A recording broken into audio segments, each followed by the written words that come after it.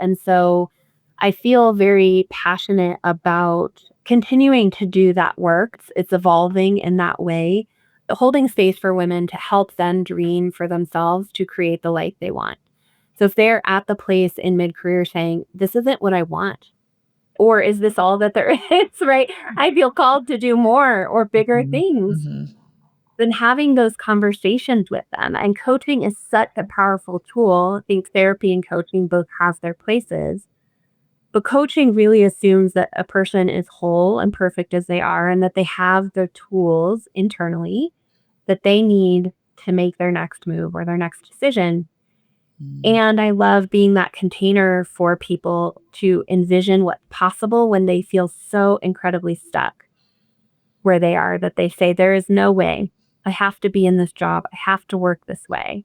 Alyssa, this has been a long time coming. We met last year in person. It was just so fantastic to meet you. And I'm so glad you're on this podcast. So tell the people listening just a little bit about you to get us going. Yeah, well, I'm so excited to be here as well, Candace. And it was great to meet you. We got to meet through the Association for Talent Development and our conference in the States. And it's always just such a pleasure to like connect across career journeys, which is what we're here to talk about a bit. So, yeah, a little bit about me. I live in Colorado, and I am currently a senior talent development professional in a biopharma company, and so I provide management training to leaders. I say I get the fun stuff of HR around leadership and communication, which is just my passion to help and support folks in their personal and professional development. And then also on the side, I help coach women. And so I'm a leadership and life coach, but I really envision a world where women ditch the doubt and embrace their strengths to design lives that they're really proud of. And Mm. so that's a bit about me. I have a 7-year-old son and a brand new puppy. So lots to juggle here. So what type of dog do you have? I know you asked me. He is an Australian Labradoodle, so he looks like a fluffy little teddy bear. Oh, that is so cute. Yeah, puppies are hard. Mine is 3 and still hard. He's still a bit of a puppy at heart. Don't tell me that. Um, I need it to get easier after a year. yeah, yes. I mean, he has calmed down a lot after a year. We definitely lose less shoes, so that's good. Funny story though, I've never lost shoes. Only my husband. He's a man's man, this dog, so he only eats men's stuff. So it's weird. Okay, anyway, enough about our cute dogs. Mine will probably, bounce in and out of this video. So let's go. Everyone's favorite part of the show is go all the way back in time to like young you, that first job. I mean, maybe you were 12 selling lemonade or whatever it was. Like, what was that very first thing you did for like your first dollar?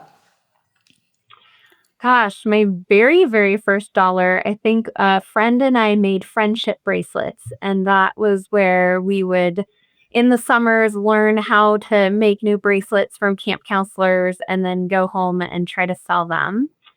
And in the younger years too, some of my first jobs were babysitting close to that and working actually at an optometry shop. So I cleaned glasses that people pick up and put on to try on, and that was some humbling work to do, very repetitive work in the early days. Wow. Okay. Yes. And I suppose someone has to do that, right? And that must be a full-time job, which is people. I remember taking my Yes. son to get glasses and like we must have tried on a million pairs. He didn't want them. And so it was like on, off, on, off, on, off. So yeah, I was like, oh, stop touching the lenses. Someone has to do that work. So, okay, that was you. Wow. And how old were you then? Like, were you still in high school or? God, no, I would think I was like in maybe 13, younger than that, I feel like. So it Okay. was my stepdad's shop. So it was Oh. I got paid a little bit to go in and help do that. Nice, nice. Okay, so that's middle Mhm. school, right? 13 is Mhm. okay. Wow. Very cool. Um, And babysitting, you were 13 babysitting? No, Yeah. young, Yep. yeah, wow.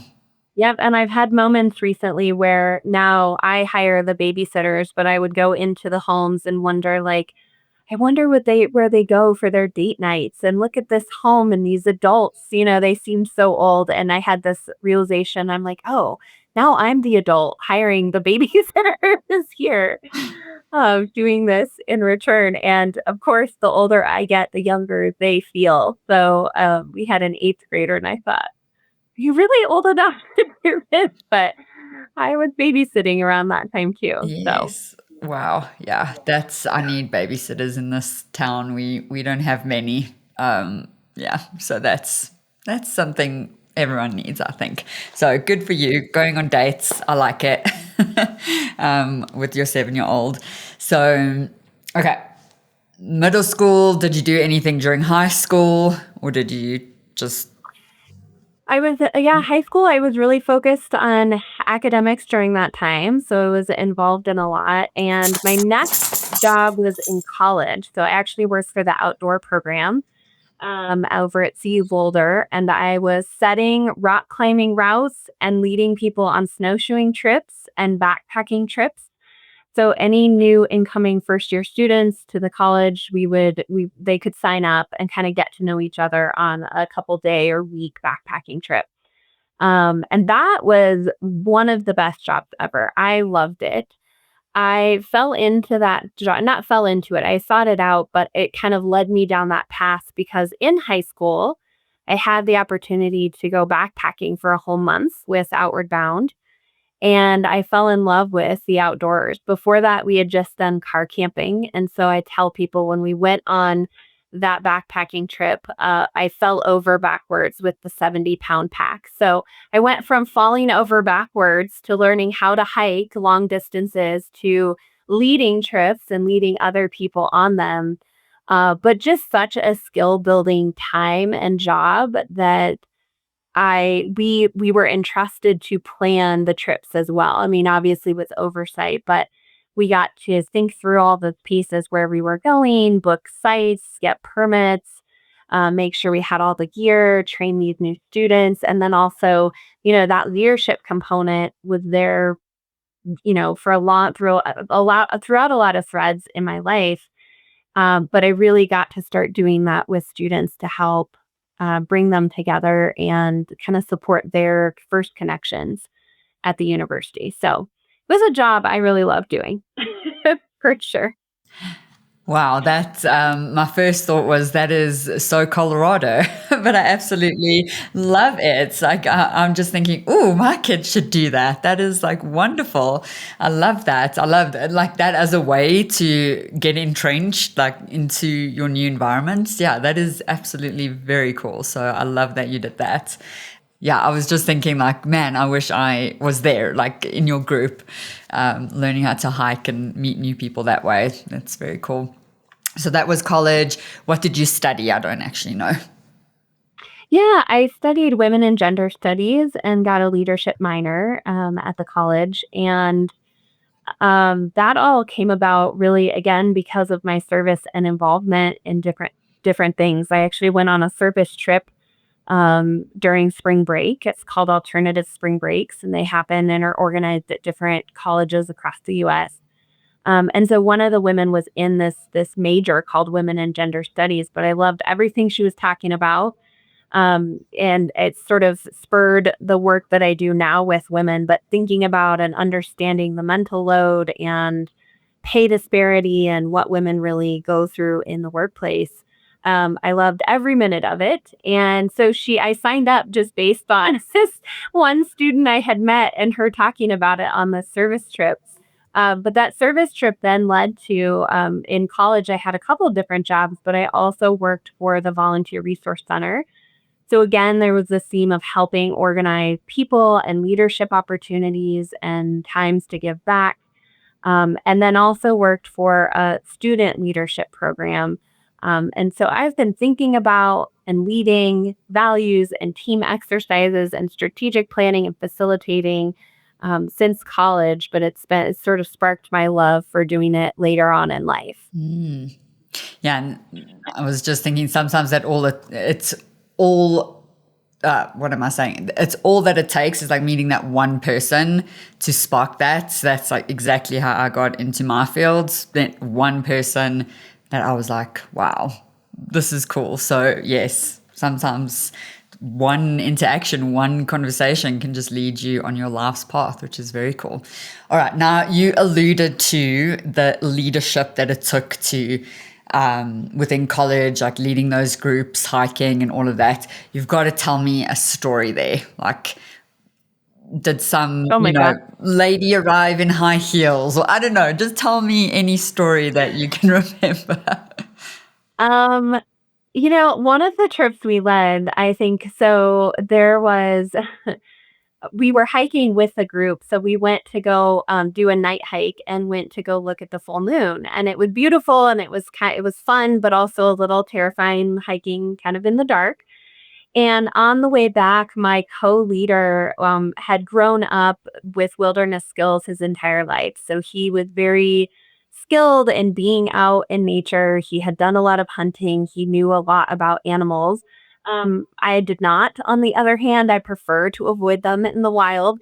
And all of a sudden, we're walking back. We're in the back of the group, and he says, "Be very quiet and keep walking slowly.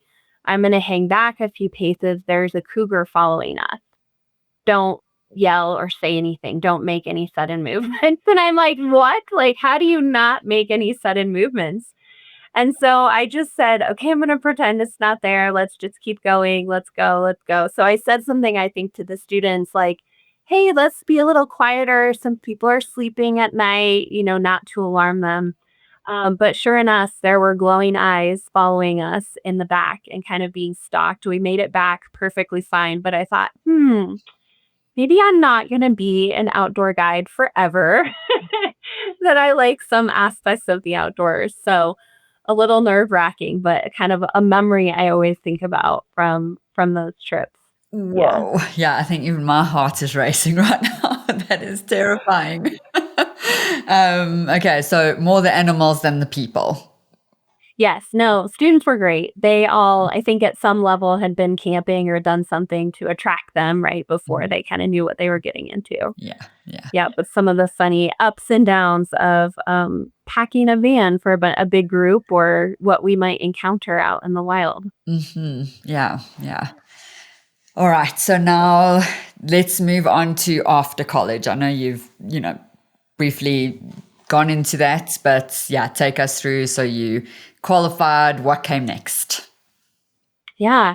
Well, just like we were talking about that one person that can change the trajectory of things, I had a fantastic mentor and friend still to this day. And she was really the highlight of one of the best bosses and supervisors ever.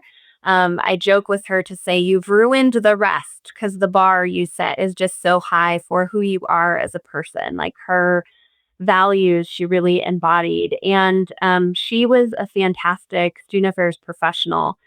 For those listeners who aren't familiar with higher education, it's really the anything that isn't academic is considered student affairs. So it's all of the academic advising, residence halls, anything to support students in their process that isn't the academic portion. Um, she supported the leadership program I was a part of and said, "I really think that you could make a career in this. I think you would be great working in higher education. You love working with college students. This is a profession." And I thought, okay, tell me more. So she told me about master's programs in higher education leadership and administration. So, she really supported me through that process to find a program that was a great fit and was the person to push me outside of my comfort zone. I went across the country to Virginia, to James Madison University for that, and thought, "This is what I'm meant to do. I'm gonna do this forever. This is it. This is the one right path," because my younger self thought that there was always one right career path. And, so I did that and had an amazing experience getting to meet colleagues from across the country, loved the program. When I graduated from there, I came back home and thought, started looking for jobs in higher ed, and the market was really tough at that point. For a lot of my colleagues on the East Coast, there's so many more higher ed institutions. In Colorado, not quite as many. So I actually ended up taking a job with a company that was higher ed adjacent. And at the time, they sold programs to parent programs. So it was like a marketing material to support college parents in how to support their students, right? Here's the empty nest syndrome. Here's what you might go through. Here's how to talk to your student about advising them through their different college major. And I did that for a little bit, but really felt called to go back to higher education. And so then ended up working at the Volunteer Resource Center in higher ed and helped students volunteer. I taught leadership courses again there and helped students volunteer and loved that work for quite some time, loved engaging with the students. At the same time, I was able to be on a committee. The University of Colorado Boulder had a grant for all students to take the CliftonStrengths assessment.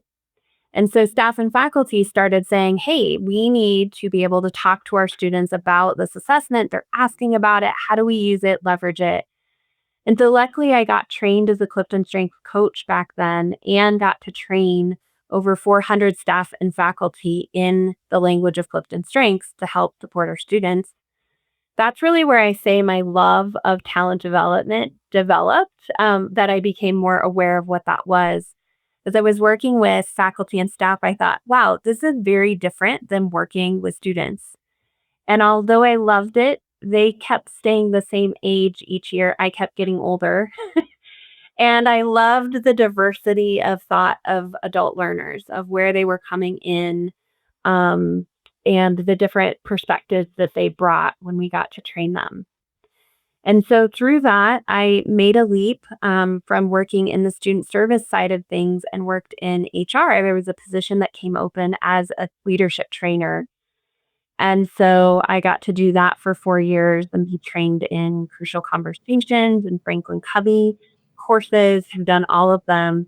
And that sort of opened up my world. It was at that point that I thought, gosh, this is a whole field of talent development, learning and development that I didn't really understand existed before. And almost in this way, wish I would have, right? We kind of say that hindsight is 2020, done this from the start because I love doing that work so much.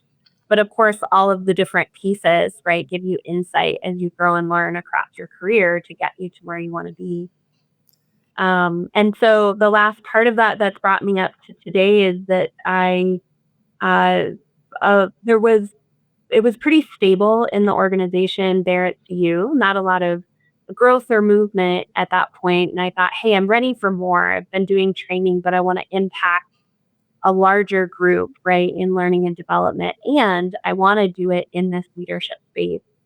It felt pretty vulnerable to claim that because I think a lot of professionals feel like I have to be everything or do a little bit of all of it to be valued. And I took the bet on the fact that I was going to claim very clearly, no, I am a leadership trainer, facilitator, and coach, and I like to work with managers specifically. And that helped me being really clear about that, and networking helped me land where I am now in a biopharma company doing exactly that. So it's been quite the journey, to say the least, kind of jumping from place to place and evolving and expanding at each moment into the next piece. Yeah. Well, I have written down a lot of follow-up questions. Yes. Okay. CliftonStrengths. You have to tell me yours, or at least your top, like one or two. Yeah, oh, of course. So communication, discipline, individualization, learner, and input are my top 5. Okay. Okay. Awesome. And then that goes like strategy, execution. I know there's like four. There's like four Yeah, categories, right? communication. What are the 4 categories? Yeah, they're executing, relationship building, influencing, and strategic thinking. Okay. All right. Yeah. Yes. I have 2 books up on my shelf. I love CliftonStrengths. I love learning about people's strengths and like really digging into that positive side of things and not saying like, these are your weaknesses. You got to focus on your weaknesses. It's like the strength-based training. So yes, I love that. And I didn't know you were a Clifton trainer. So that's very cool. All right. So that, and then you said you did all the Franklin Covey. You've like gone through the whole curriculum, because that is a lot of stuff. Yes, we did, so I've trained on leading at the speed of trust, the 4 Mm, essential roles of leadership, the 6 critical practices for leading a team, um, 7 habits of highly effective people.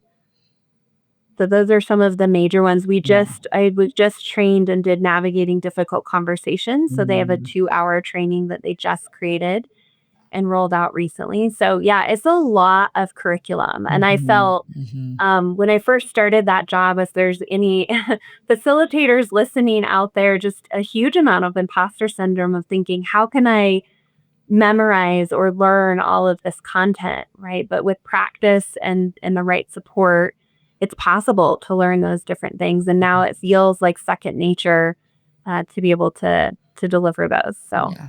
Yeah. Um, yes. And actually, funny enough, in many of my conversations with people, the imposter syndrome crops up in one way or another. So tell me about yours. Like, how do you interpret it? How did it feel? How did you get over it? oh my, I think Um, yeah, I've had it happen. I've, had that crop up in a lot of different places in my career. And I think, especially after some really difficult work situations that have happened, makes you second guess or question your voice or what you're contributing or doing in different ways. I was lucky enough, I had a really great partner and coworker and colleague who was a little bit ahead of me. She'd gotten hired a little bit earlier. And her strengths were opposite of mine, which was very wonderful. She had high adaptability. And so I took her lead often. I learned how to do that, right? As a coach that I coach other people, we don't have to be all things, but we can make powerful partnerships with others to bring in and support what we're not bringing. And so she did that. And I, at that time, took her lead around a lot of it that, everything had a solution. There are multiple solutions to different problems. So in the beginning, was just so nervous about what if I say the wrong thing? What if a person pushes back on me? And that imposter syndrome was very tightly linked around if someone's pushing back on what I'm saying, they're pushing back on me. And I had to learn that early on that as a facilitator, it is rarely about the facilitator. Maybe if it's bad facilitation, but it's what the person is dealing with, right? How we're behaving, there's something that's driving that behavior behind it.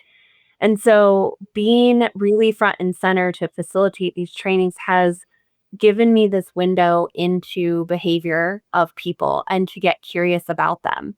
And often it was, right? I'm resistant in this communication training because I'm required to be here and my boss is really the one who needs to be here, not me.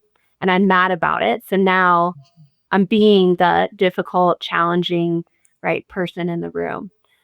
So I think practice, honestly, getting thrown in, and it's my word this year is to take aligned action. But I think that's been a theme I haven't articulated over time is to just the more we can take action, the more it gives our brains a proof point that we actually can do it. Mm, yeah.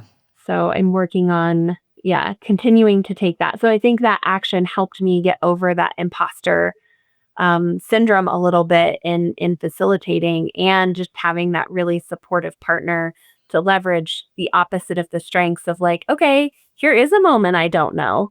Let's Mhm. bring in support, right, for Yes. people. And the world did not crash to do that. Yes, that is so true. And yeah, throughout my career and very much in this later part of my career building my business, having people that can support you is, I think, so underestimated. Like it is critical. Like, I would lean on people a lot more a lot sooner if I could, go back. So that's very cool. All right. And then, yeah, and then you were saying like just taking action. So again, I read something the other day. It was so beautifully written. I cannot say it, I'll butcher it, but it was something like successful people aren't fearless. They feel the fear and do it anyway. Like, I think I got that right. Yeah. Yeah. So, like, that came to mind as you were talking. It was like, I feel these things that, maybe I'm not good enough. Maybe they'll push back, but I'm going to do it anyway. So, yeah, very cool. All right, so now we have to look at that. You did allude to some difficult career times, so let's get into that. What is just one of the hardest moments in your career so far? Yeah, I think one of the hardest moments I experienced some pregnancy discrimination when I was having pregnant with my son, and when I was that young, I didn't necessarily know what was happening. But I've also since then had the gamut of bosses from micromanaging to really accent. And the major lesson that I realized, and one of them had said this to me that I just thought was at the time really quite as like I was so offended by it. But she said, nobody's going to care about your career as much as you do. And it was this thing of like, hear, listen to me now, but hear me later. That it took a long time to really understand that of like, oh, wow, nobody is coming to save me. Nobody is, and not that I needed saving, but I was very trained through my grad program that there was really one way to be in the world, but and not one way to be, but you follow the path, go to school, you get a good job, you get promoted, you have a mentor that just, you hear this that took me under my wing, and then you move up and move in and around. And so it really took a couple of years to figure that out, that I think I would move to a different job and think, okay, this is the one. I'm going to be the model employee. I'm going to show up. I'm going to do what I'm supposed to do. And the raise, the promotion, the next thing will be there. Or magically my boss somehow. And some people listening might be like, well, of course, that's so naive. Others might think, yes, I've been there, right? That I did all of the right things, yet I'm still stuck in this place, right? Nothing's moving. So when I left, I really had to go inward and ask myself what I wanted. And even that question was hard to answer. What is it that you really want in the world? And did I have or feel the space to claim what I wanted? And so for some time, it was twofold around, leadership training for managers. I was really passionate about that work, but for a long time felt like, oh, who's going to hire me for that?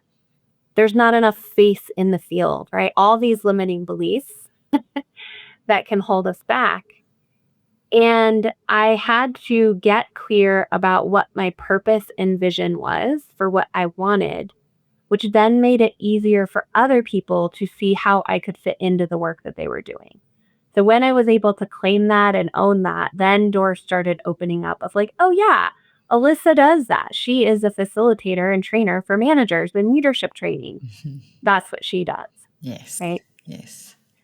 So the lesson really for me was that kind of that harsh lesson, like no one cares about your career more than you do. And I'm reading the let them theory, kind of popular right now. Let them, let me. And so it is let them, right? Let the company, let them do or decide what they will, but let me. So what am I going to do with my time? And how do I want to develop myself? And you get to choose that, right? I get to choose that, how I want to continue developing. And so that had been really freeing to tap in because learner is one of my top 5 strengths. And so it just brought so much joy of like, how do I want to grow as a person and give back those skills, right? What skills am I giving back that just fill me up? So coaching is one of them.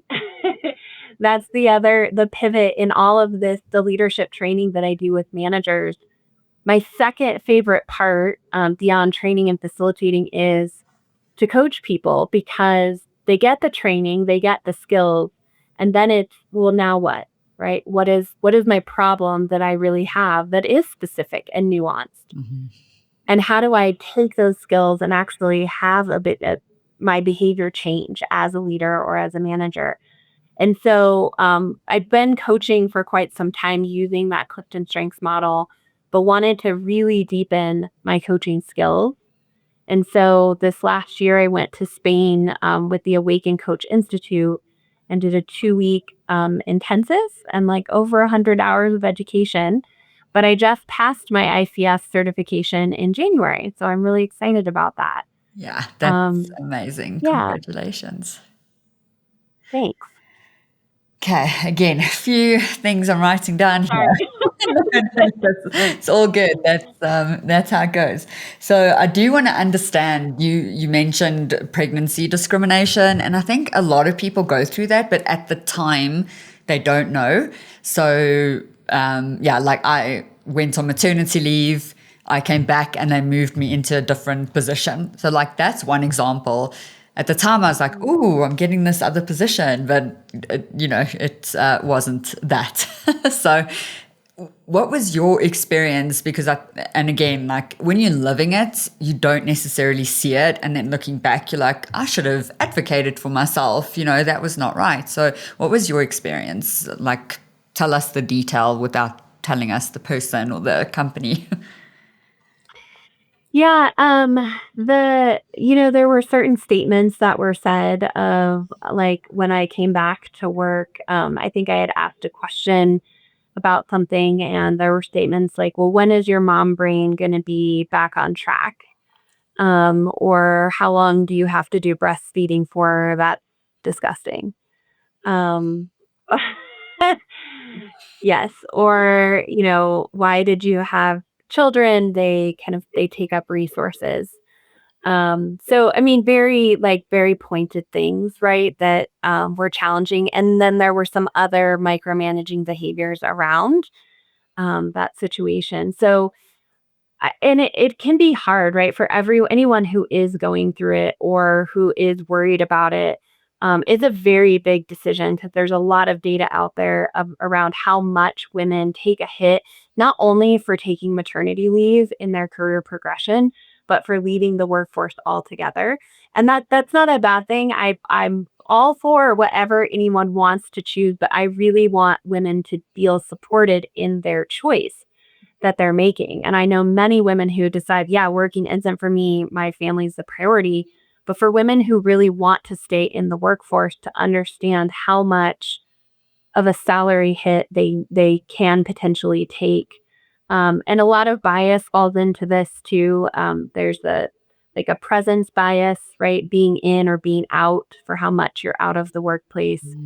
And so I don't know what I want to say about that. I guess it is a more common experience that I think a lot of women don't, well, I'll say a lot of companies don't actually have processes that are equitable to do investigations that make employees feel safe. So we might have an investigative process, but the employees still have to show up and be face to face with this person, right? And work through that. And it is a very challenging situation to be in. And so when what I see is women often making the choice, as I did, to opt out and to leave because they don't feel supported.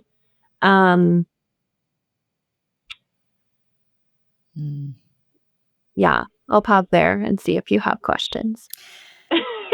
Yeah, yeah, I relate, and I actually relate to so much of your story. Even when you were saying, you thought you'd just come in, be the model employee, do everything right, and the promotions and the money and all of that will just come. And I was exactly the same. Like I was, and that was in fact my ATD. When we met in person, that was my whole speech. In fact, was like I was the top performer. I got the walk on water performance review, but when the promotion came, I didn't get it. Like, and then why? Digging into that. So yeah, I mean, what is your? I mean, let's go for what is your advice? Like now that you've been through that, you felt quite, for lack of a better word, like insulted or hurt that, you have to carry this career, which is true. But again, I relate to you. I didn't feel like that. I was like, I have all these amazing, and I did. I had great mentors, great managers, great, but it was up to me. I wasn't showing up the way I needed to. So, yeah, what would your advice be for people in this situation, or like feeling stuck or in a cycle? And, what would you tell them? Oh gosh.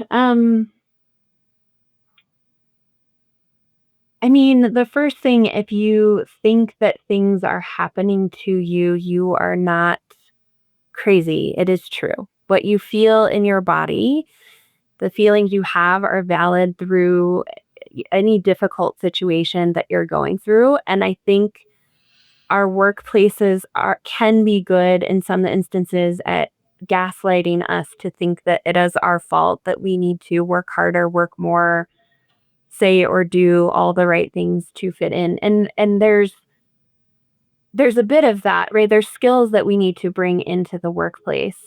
Um, but what you are feeling or experiencing is not wrong. And so I would start there to say that. And then the second thing is to find the support that you want to navigate through the process. So if you feel the need to take any kind of action or legal action or reporting, right, find the support for that. If you feel like you want to leave or stay, find the support for the decision that you want to make through that process. But I think that the other thing is that it's why I really am so passionate about leadership training and training people and managers on how to treat people. That's what it comes down to. How to communicate, how to lead, how to build trust, how to have safety in the team, how to be the manager who does not do these things to other people. Because the statements that our managers say or the things they do or don't do can be career making or career breaking. And it literally, I have coached so many people who one statement that someone has said or taking away an opportunity has completely shifted someone's sense of self. And for better or worse, or whether you think that is good or bad, right? I think I can hear people saying, well, they should have a stronger sense of self. Okay, maybe, but they didn't. And the thing that was said really hurt them and had such a big impact that they're pivoting their whole career. And it just is unnecessary, I think. So yeah, I really am just so passionate about creating workplaces where people are learning these skills, because some of that research still stands that more people get promoted because they're good at what they do as an individual contributor. But it is an entire skill set to support and create psychological safety with your teams of people. Mm-hmm. Tell me, what does psychological safety feel like in a team? I mean, well, I want to give a shout out to Rebecca Hawkins also, which Regenerative Workplaces. She was at our conference and she does a lot around all of this. So I'll say she's more of the expert. But when we're creating trust in teams, and I go to the Franklin Covey model, looking at character, competence, integrity, and it starts with the person first to be doing those things, having, right, that you're getting results, you have character, you have integrity in what you're doing, but then also the behaviors. And those are some of the most clear 13 behaviors of trust that I have seen that help people really clearly say, okay, when I'm talking behind your back or doing this, it's taking away trust in our workplace. It's not creating that, right? But psychologically safe is people feel the space to contribute in their most brilliant ways. And there's not fear of that, of them holding back, to be able to share, that there is productive conflict, that people know how to have the conversations in teams. Mm-hmm. Yeah. I'm diving deep into psychological safety from an experience. So have you been in a team that is not safe? Yes. Tell me Oh, yes. about that experience, because I think so many people are in this situation and they cannot see it. They just feel something's off, but they don't know what's off, and they're like, ugh. So tell us your experience. How did that feel? How did it play out in your day to day, in your interactions with your manager, with your team, with clients, whatever it was? Yeah, I think that the psychological safety was, there was a manager of a team who had really high positivity of the strengths. And that meant that they kind of swept the difficult stuff under the rug. And the team at that time was really dealing with some heavy things. There was a local shooting that had happened. There were some other kind of violence activities and disturbances and protests that people had been impacted by, and just personal things too. And this leader, I think, would just very quickly in the team meeting, like, "Oh, okay, thanks for sharing," and move on. Mm. And so I think a leader can ask different questions, right? What does the team need? Thank you for sharing. There's like validating statements that hold space for a group of people to feel the feeling, and that in workplaces, we're almost afraid of feelings, right? Don't be too angry. Don't be too loud. Don't be too whatever. And so I think that part of it, as I share and talk this out, is like a skill of holding space for people when they're going through difficult things. It's not you're not solving it for them. You can't solve it for them, but we can recognize one another's humanity and the difficult nature of what's happening by just giving some space and validating what they're experiencing. Mm. So, I think that other examples of that have been taking credit for work and not mentioning the entire team. It has been I've seen people report things up that then haven't been addressed, and so people lose trust in how can I ever report something again, so I'm not going to speak up. Mhm. It is doing a project and scoping it out with a leader, but then at the end of the project, the leader comes back with different ideas or requirements that they don't, other than what they've signed off on. And so it's sort of this flipping mindset of like, but wait, we discussed and agreed upon this, and now it's this. And that really can diminish trust instead of the leader having an awareness of, I understand I'm changing the requirements for next time. This is what I'm thinking. Yeah. Yeah. And how did it feel like going to work every day for you? Oh, awful. The team, the team would come together, and talk about how bad the leadership was, how bad the leader stuff was, and leaders were completely unaware, and unwilling even.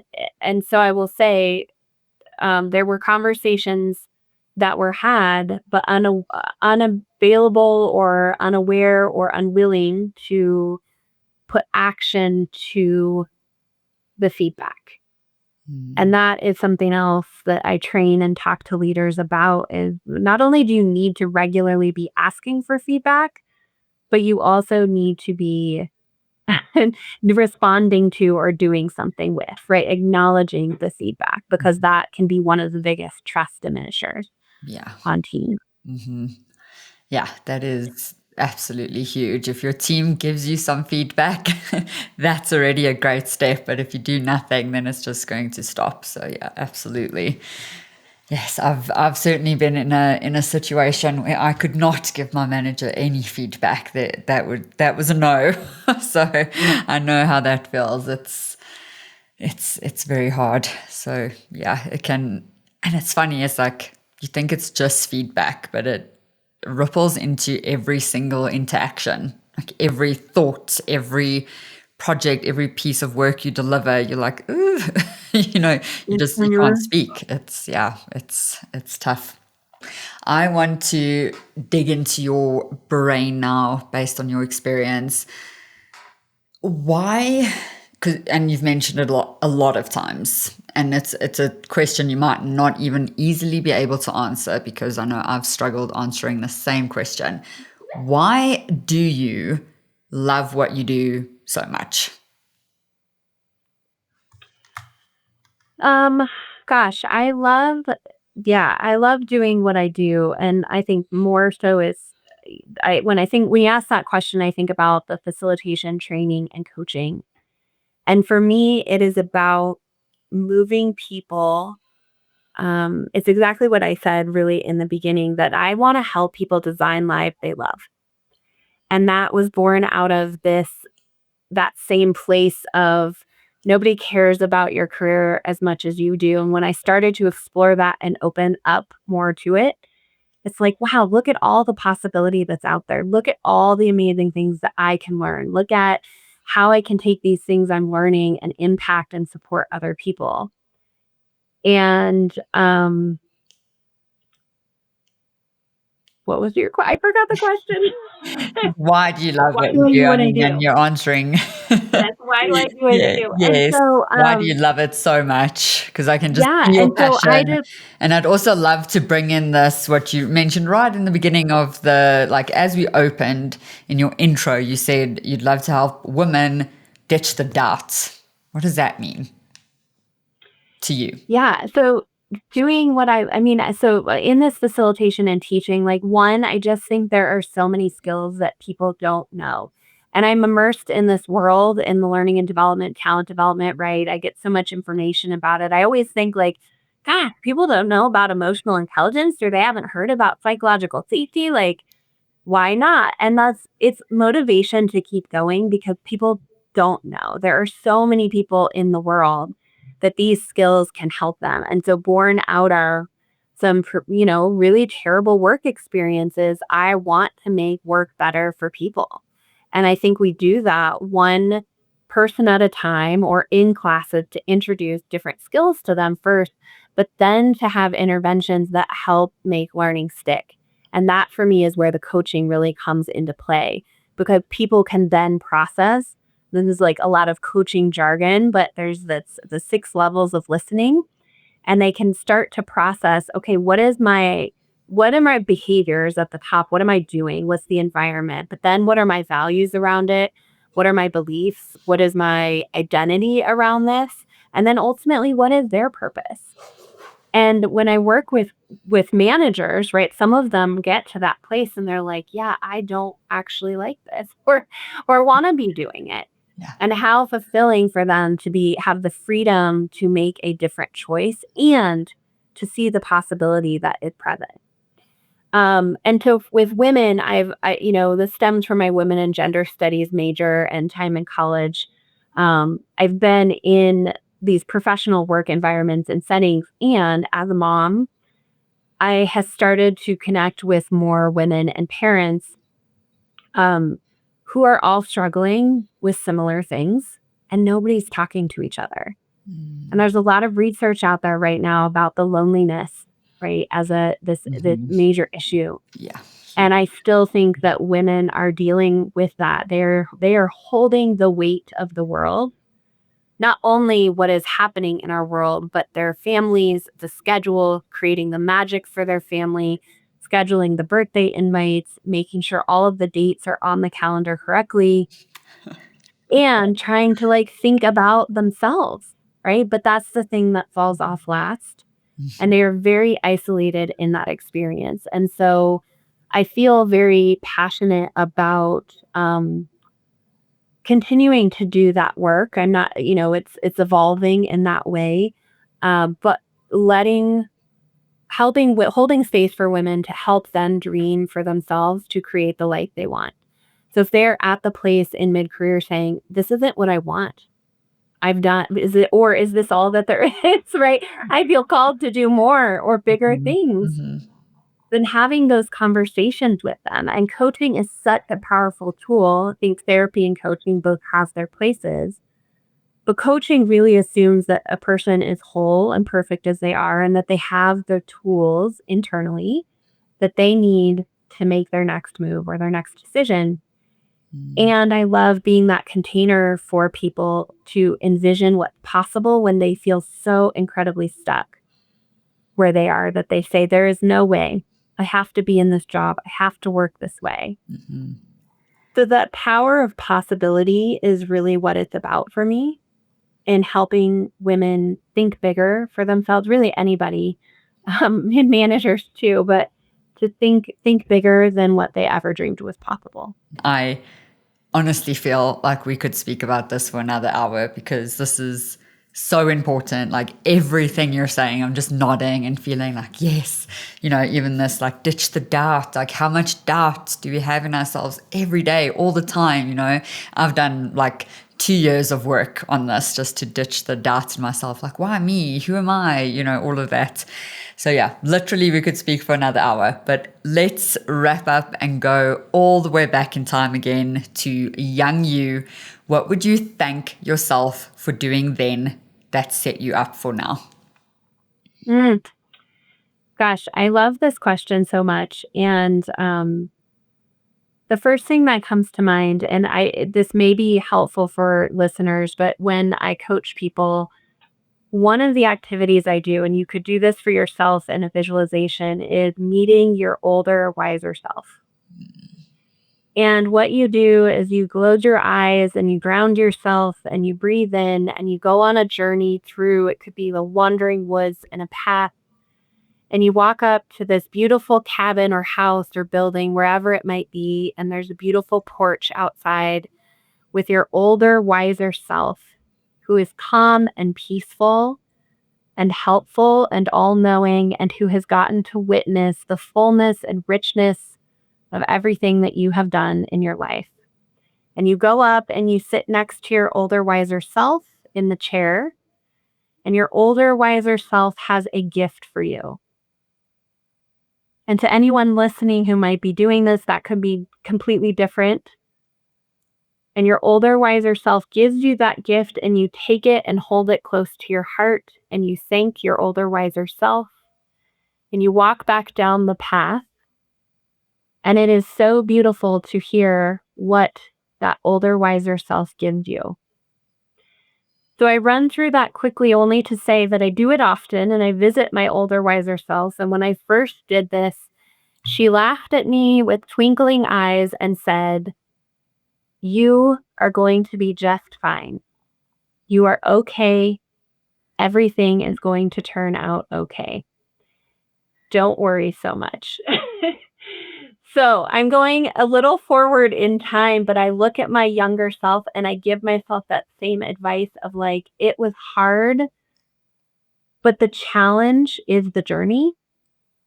And when we can get comfortable with that, we can sort of laugh and be more playful at ourselves throughout the ups and downs of it and have that deeper joy. But it's something I always try to keep in perspective now is like it will work out one way or another. Maybe not how you wanted, but it will be okay.